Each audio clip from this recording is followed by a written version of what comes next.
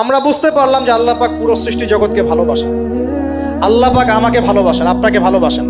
ভালোবাসেন বলেই আজকে আপনি এখানে বসে আছেন। আল্লাহ পাক আপনাকে ভালোবাসেন বলেই লক্ষ লক্ষ কোটি কোটি মানুষ এখন জেনা করছে। আজকের দিনে আপনি ওয়াজ মাহফিলে বসে আছেন। আল্লাহ পাক আপনাকে ভালোবাসেন বলেই আপনি আল্লাহকে সেজদা দেওয়ার তৌফিক পেয়েছেন। আপনি লা ইলাহা ইল্লাল্লাহ কালিমা শিখেছেন। আপনি এই যে কোরআন পড়তে শিখেছেন, কোরআন পড়ছেন, হাদিস পড়ছেন, নবীর দ্বীনের প্রতি মহব্বত আছে।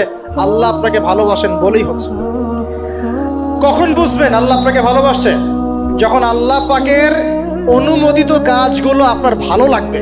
নামাজ পড়তে ভালো লাগছে, রোজা রাখতে ভালো লাগছে, কোরআন তেলাওয়াত করতে ভালো লাগছে, আল্লাহর জিকির করতে ভালো লাগছে, আলেম ওলামার সাথে থাকতে ভালো লাগছে। ঠিক আছে, আল্লাহর হালাল কাজগুলো যখন ভালো লাগবে বেশি বেশি, বুঝবেন আল্লাহ আপনাকে নির্ঘাত মহব্বত করেন।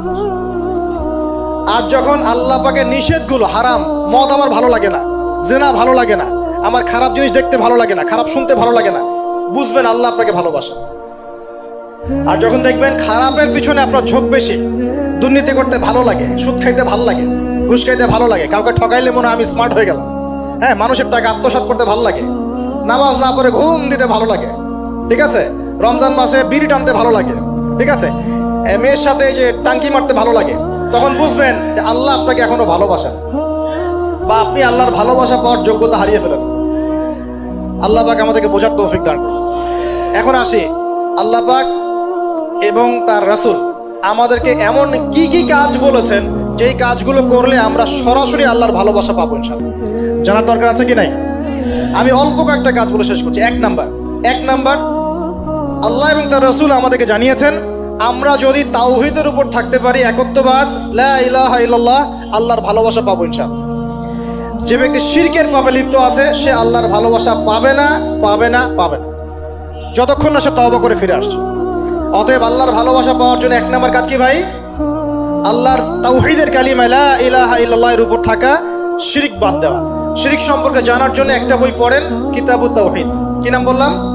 কিতাবুত তাওহীদ। একটাই পড়েন, দেখবেন ইনশাআল্লাহ শিরক কাকে বলে, কত প্রকার, কি কি, কোন কোন কাজ করলে শিরক হয়, সব জানতে পারবেন ইনশাআল্লাহ। এই বইটা একটু কঠিন, এই বইটার ব্যাখ্যা বের হয়েছে, ব্যাখ্যা যুক্ত বই কিনবেন এবং যেগুলো বুঝবেন না ওলামায়ে কেরামকে জিজ্ঞাসা করবেন, কারণ সবগুলো কিন্তু বুঝতে পারবেন।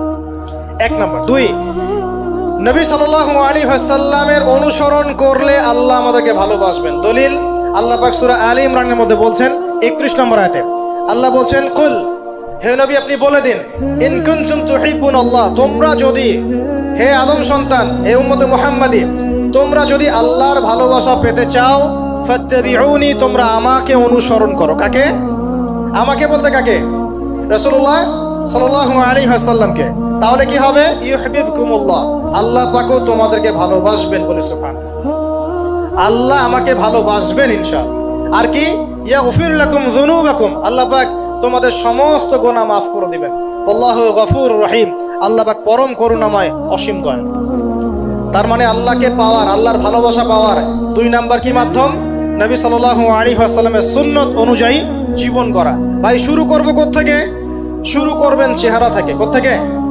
চেহারায় দাড়ি ছেড়ে দিব ইনশাআল্লাহ, রাজি আছি তো? গোফ ছোট করে ফেলবো ইনশাআল্লাহ, রাজি আছি তো ইনশাআল্লাহ? চেহারায় সেজদার দাগ থাকবে ইনশাআল্লাহ, তার মানে নামাজি হতে হবে, ঠিক আছে?